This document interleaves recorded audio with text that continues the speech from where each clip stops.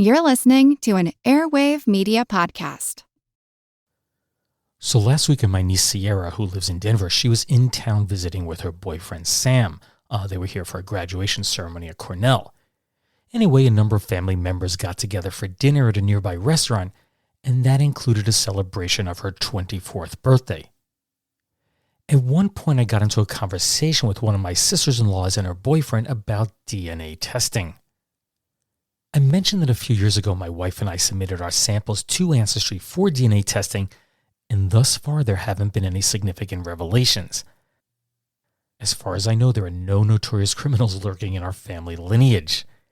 However, there are numerous DNA matches, some only a couple of generations removed, and they puzzle me as to how they fit into our family tree. Although I'm already aware of a half-sister that I've never met, I wouldn't be surprised if more family secrets come to light as more and more people undergo these tests. Perhaps there's another half-sibling out there, or a distant cousin who remains unknown, or even the unlikely scenario of a notorious murderer somewhere in my family history. Of course, I sincerely hope that last possibility never turns out to be true, but nevertheless, I'm fairly certain that there are some undisclosed family secrets yet to be uncovered. And while I have absolutely no doubt that my parents are, in fact, my biological parents, there's always been a family joke suggesting that my brother, who is the sole individual in our immediate family with blonde hair, that he may have had a different biological father. It's been humorously suggested that his real father must have been, get this, the milkman. And although this notion is highly improbable, it could have been a plotline, for the late Jerry Springer's talk show. In this hypothetical scenario, my mom and dad would be brought on stage. My mom would express doubts about my dad being my brother's biological father, and then a third man, dressed in the classic milkman's white uniform, he would dramatically emerge as a possible contender. The suspense, it would build until a commercial break interrupted the revelation. Of course, after the break, the show would return and the DNA results would be unveiled, confirming that the milkman was indeed my brother's biological father. Chaos would ensue, a big fist fight would erupt, and the audience would enthusiastically egg them on. However, I have to say, it's safe to assume that such an extravagant scenario was never going to occur. I am completely certain that my brother and I share the same exact bloodline. And honestly, even if that weren't the case, it would make no difference to me. He'd still be my brother and my best friend. However, it is worth noting that 100 years ago, DNA testing and airing a family's dirty laundry on the Jerry Springer show, those simply weren't options in determining parentage. As an example, today I have a story to share with you about a couple who found themselves in a similar predicament. The husband, who was a member of a prominent Detroit family, he began to suspect that he might not be the biological father of their child. Moreover, he had reasons to believe that his wife might not even be the biological mother either. Of course, caught in the middle of this turmoil was their son, who faced the possibility of being disinherited from the family fortune if these suspicions turned out to be true. So just how would it all play out? Well, coming up next, I have a story that I've titled, and this is to paraphrase Michael Jackson, "The Kid Is Not My Son." I am Steve Silverman, and this is the Useless Information Podcast. Useless information.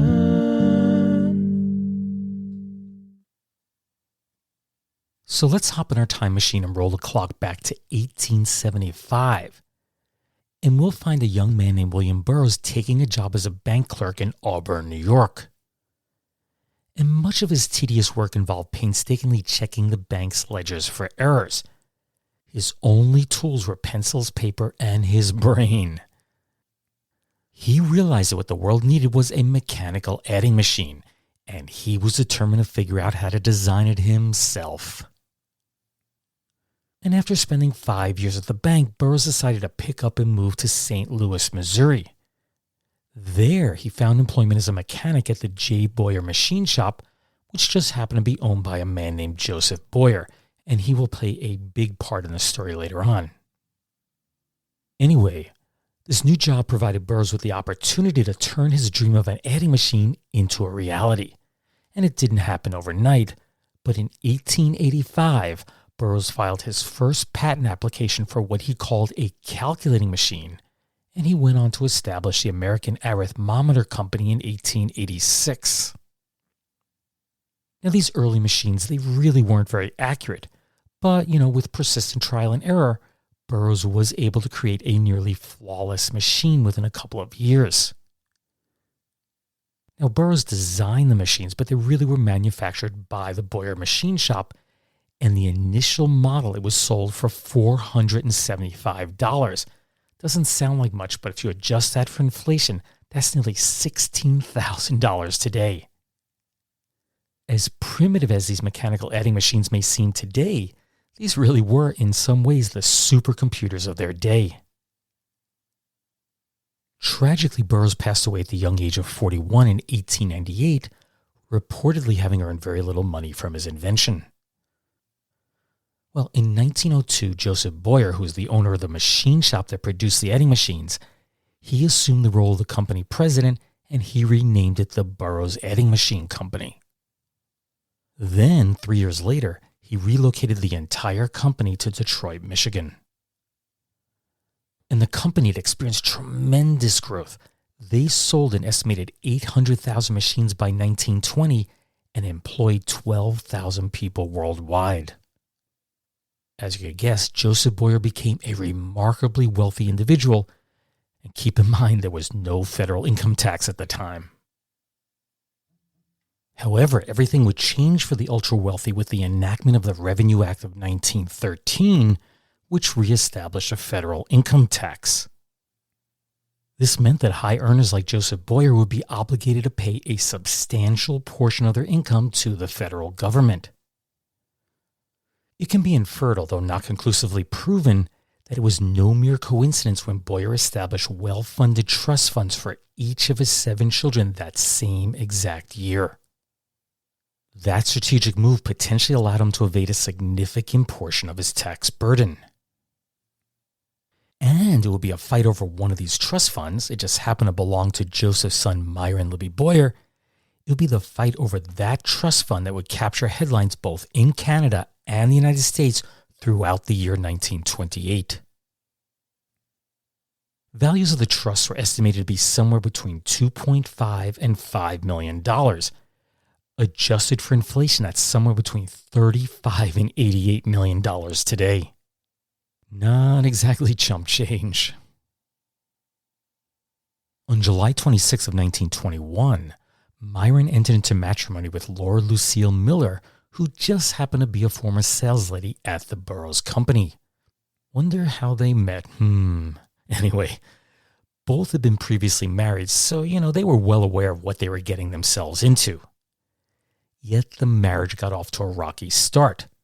And that's because the one thing that Myron wanted more than anything, it was to have an heir, someone to pass his fortune on to. But since both of them were 40 years old at the time of their union, it was proving difficult to conceive. It wouldn't be until the middle of 1923 that Laura revealed to Myron that she was finally pregnant.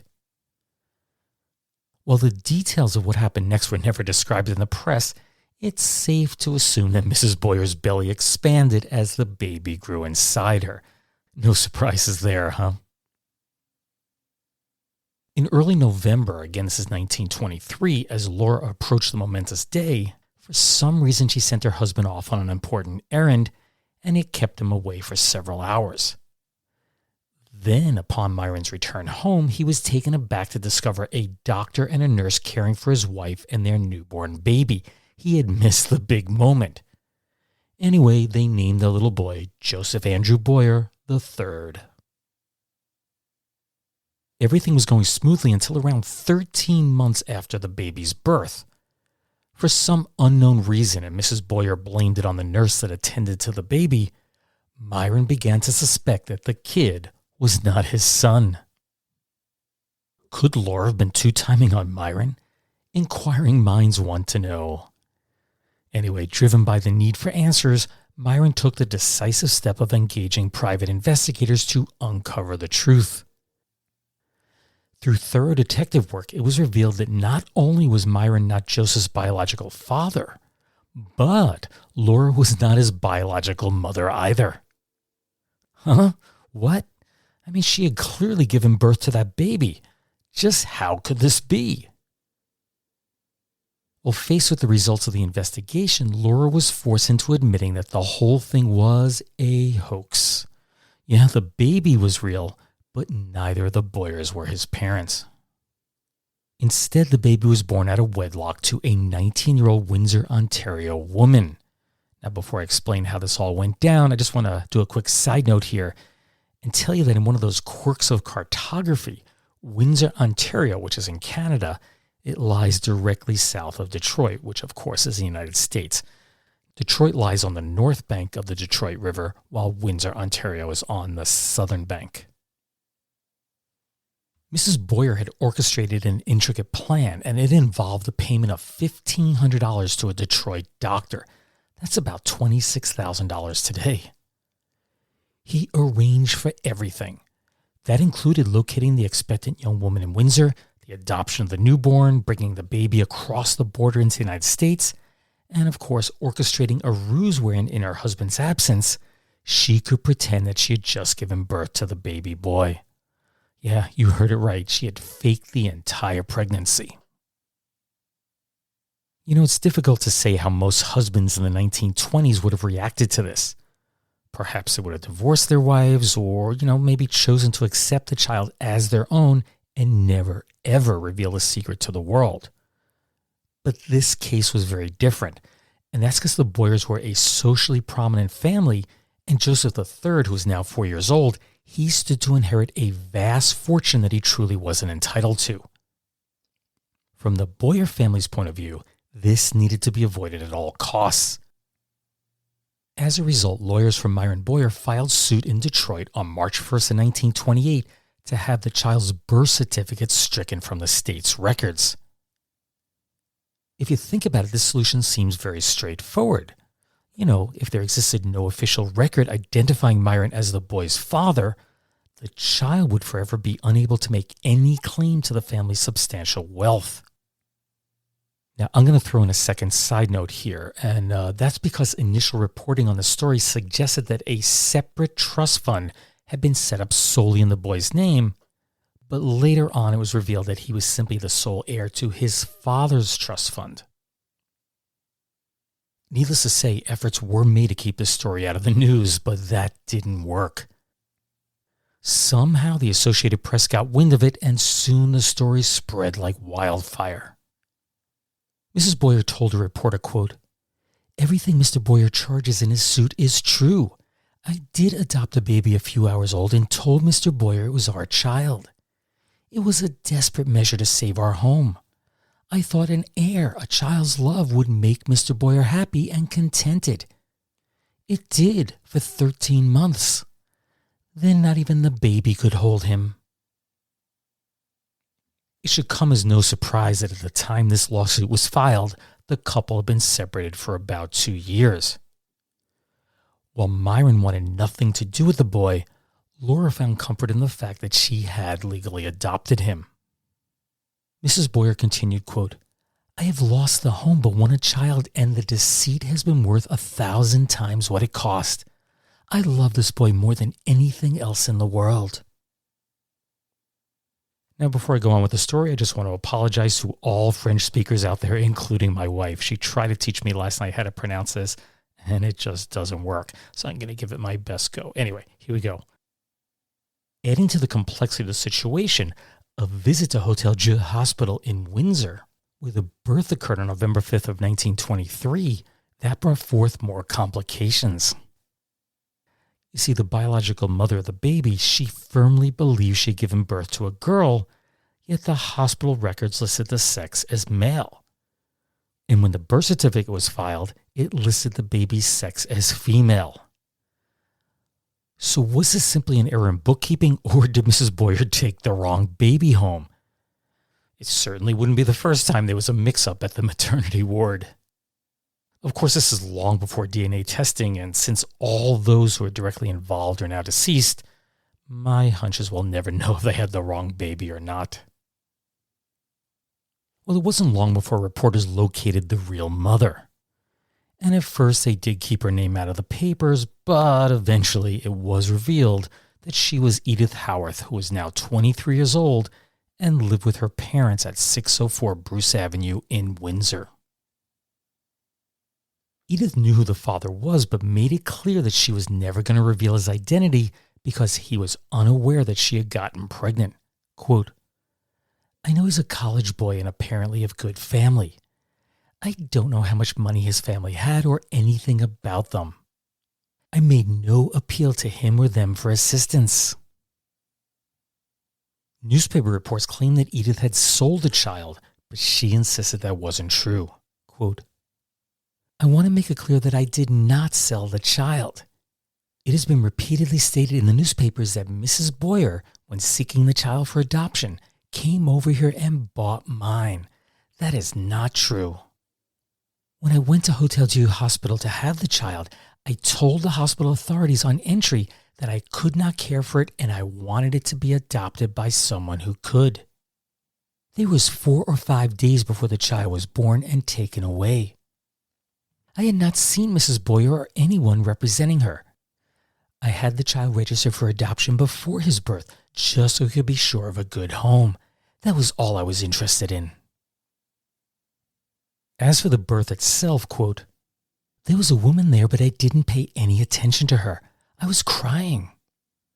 There was a man. I thought he was a lawyer. He asked me to sign these papers and I signed them knowing them to be for adoption. He asked me if any provision was made for my care after I got better, and I said my parents would look after me. There was no mention of money between us, but after he had gone, I found a $20 bill on the bed cover." That's around $350 today, and she did add that whoever took the baby, they also covered the cost of her entire hospital bill. Needless to say, things are getting messier with each passing day, so let me just do a quick summary of where we are. Myron Boyer determines that his son isn't his own. Then you have Mrs. Boyer suspecting that she may not have legally adopted a son. And no one's sure if the newborn was a boy or a girl, and the doctor, the one who handled everything, he's deceased. There may have been fraud committed when the birth certificate for the child was registered in Detroit. I mean, could it get any more complicated? You bet it could, and it did. It was learned that Mrs. Boyer had been paying large sums of money over an extended period of time to a blackmailer who threatened to reveal her child's true identity to her husband. Then immigration officials on both sides of the border, they were investigating whether the boy was in the United States legally. Newspaper articles reported that if the boy was determined to be an illegal alien, he would be deported and forbidden from returning to the United States for 1 whole year. Mrs. Boyer told the press, quote, "Nobody can take the baby from me because where he goes, I will go too. If the United States sends him back to Canada because he came into this country illegally, I shall go with him. There will be no separation for us." Overall, the Canadian authorities appeared relatively unconcerned about this predicament. Firstly, it was a false notion that the boy would face a year-long ban from returning to the United States. Such a prohibition would only apply if he had committed a crime, which certainly wasn't the case for a 4-year-old boy. Moreover, even if he was to be deported, Mrs. Boyer could easily bring him back to Canada, present the required documentation, and then obtain the necessary papers for legal re-entry. The issue, however, lay in the fact that she was unable to locate those crucial documents. The United States, on the other hand, requested that Laura Boyer appear before a special board of inquiry at the Federal Immigration Commission in Detroit on Monday, March 5th of 1928. They would determine if the boy had entered the United States illegally, and if so, whether or not he should be deported. Meanwhile, Mrs. Boyer was across the Detroit River in Windsor searching frantically for any record that would prove that she had legally adopted her son Joseph. Unfortunately, no documents were ever located, implying that the adoption had probably never taken place. On top of that, Talbot Clay, he's the Windsor lawyer who drew up the adoption papers, and it's the same papers that Edith Howarth clearly remembered signing while she was in the hospital. He had also died. Can you believe that? But all was not lost. Mrs. Boyer sent one of her attorneys to represent her at the immigration hearing in Detroit, and he indicated that a legal adoption would take place within the next day or two. And that's exactly what happened. Edith once again signed the release papers, and the adoption was now legal. But Mrs. Boyer did make one big change. She changed her son's first name from Joseph to Dode, D-O-D-E. After this, immigration official straightened out all the paperwork, and Dode Alfred Boyer was finally allowed to legally stay in the United States. Things really seemed to be looking up, but there was still the issue of Myron Boyer's lawsuit seeking to have his former son's birth certificate, removed from the records. As I mentioned earlier, that was intended to keep Dode from ever claiming any portion of the Boyer family's fortune. So to guarantee this outcome, a second lawsuit was promptly filed a mere 6 days after the first one. It requested that the court legally sever the child's access to any benefits from the trust fund, leaving no room for potential claims. This was followed by a request made to the court on April 5th of 1928 by Mrs. Boyer, and what she wanted was to dismiss the lawsuits that had been initiated by her husband. There was speculation in the press that what she was about to do was to start fighting for a portion of her husband's trust fund. The next legal punch came 1 month later on May 5th of 1928. That's when Mr. Boyer filed suit to discontinue the payments that his trust fund had been making to Dode, and they were a whopping $500 per month. If that doesn't sound like it's whopping, adjusted for inflation, that's $8,800 per month. Amazingly, through all of these lawsuits and the constant press attention, the Boyers remained civil throughout the entire ordeal. There was no name-calling, no nasty accusations, nor was there any consideration by the couple of divorcing. Well, fast forward to early November. This is about 8 months after the initial suit was filed, and it was learned that the court wouldn't look at these cases for possibly another 2 years. So Mr. Boyer's attorneys requested that the court hear the cases sooner, arguing that Myron Boyer, who I should point out was only 48 years old at the time, that he could suddenly drop dead and the child would inherit a fortune that he was never entitled to. This seemed to work, and a hearing was held in Wayne County Circuit Court on November 22nd of 1928. And once again, that death claim would be repeated, although this time it was about the elder Joseph Boyer, who was reported to be in poor health. Trustee James Watkins stated, quote, "We do know he may or may not be with us in a few months from now. Therefore, we desire this matter settled once and for all." It's almost like these people were placing a curse on both Joseph and Myron Boyer. A decision it was needed now because they could both drop dead tomorrow. Well, Judge Arthur Webster wasted no time in handing down his decision. Dode Alfred Boyer was legally disinherited from the Boyer estate. Not only would all payments from the trust fund stop immediately, but his faked birth records were ordered expunged from all governmental records. Mrs. Boyer was not surprised by the ruling. Quote, "I am perfectly satisfied. I have my boy and he will be taken care of. That is all."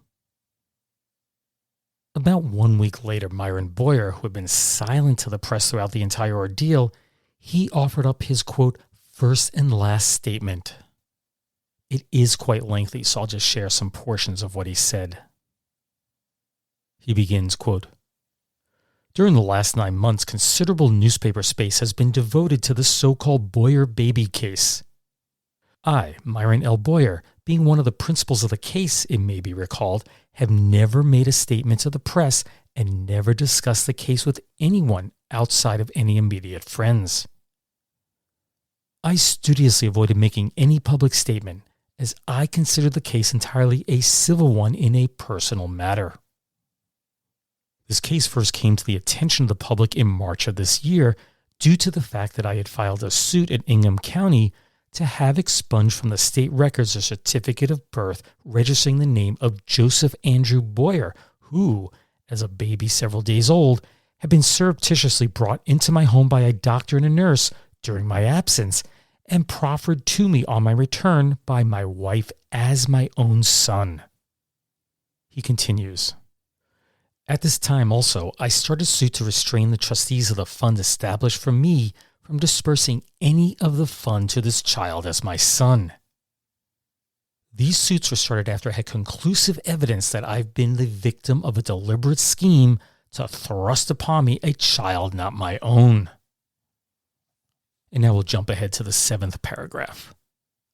With reference to her statement that she committed this hoax upon me through her desire to make our home a better one and to bind me more closely to my home, I, knowing fully the context of the trust fund established for me, will never believe that she was prompted by the higher motives that she advanced, but will always believe that she was prompted by a monetary motive, as the trust is so drawn that she could never have enjoyed any huge monetary benefits, except in the case that I should die leaving a true and legitimate heir.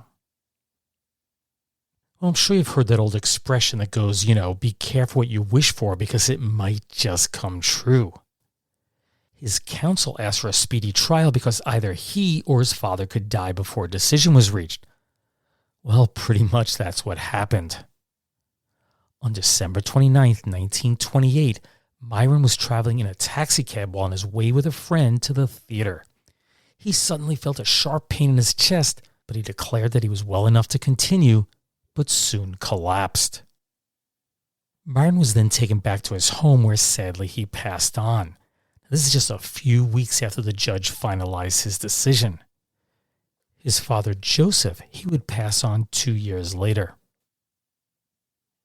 Myron's will, dated April 26 of 1923, was handwritten on a single piece of paper. It read, quote, I, Myron L. Boyer, being in good health and of sound mind, do hereby will, deed, and bequeath at my death to my beloved wife, Laura Miller Boyer, all of my earthly possessions without reservation of any nature whatsoever. It never was revealed how much his estate was worth, but when Mrs. Boyer was questioned by a reporter as to its value, she replied, quote, well, not quite $1 million. Let the court battles begin. The newspapers would be mostly silent on the fight that was taking place between Laura Boyer and her late husband's siblings. It would drag out for many years, but let me give you a quick summary. There really wasn't any argument over Myron's personal assets, but the debate was over income from the trust fund, which was valued at $2.5 million. Mrs. Boyer's lawyers insisted it belonged to Myron, while the attorneys for the trust fund argued that after Myron's death, any earnings were the property of his father's estate. It wouldn't be until July 9th of 1937, and Dode was now 13 years old at this time, the Boyer heirs were ordered to pay Laura $1.2 million in cash and securities. This was then appealed to the Michigan Supreme Court, where the decision was reversed, and that meant she wouldn't get a single dime. An appeal was made to the United States Supreme Court, but they refused to hear the case. The 1940 census shows that Laura Boyer and her son Dode were living in a small house that she owned at 15760 Southfield Road in Detroit. It shows that she was working as a sales lady in construction, but sadly she died on December 21st of 1940 at the age of 59. And this is not long after her census data had been collected. As for Dode, I was able to find one picture of him at age 22, and I'll post it on my website. By 1950, he had relocated to Los Angeles and passed away on September 15th of 1995 in Long Beach. He was 71 years old. Useless, useful, I'll leave that for you to decide. Well, I hope you enjoyed listening to this story. One of the suggestions that was made in the recent user survey was for me to announce what the next podcast will be about. But this episode is really the perfect example as to why I don't do that. You see, I've been researching another story and plan to use that for this episode. But a day or two after I finished recording my last episode, I gathered up all my materials that I planned to use, and I took a long bike ride to get some exercise. So here I am, I'm sitting at a picnic bench in a local park, and I'm reading through everything and taking notes as I normally do.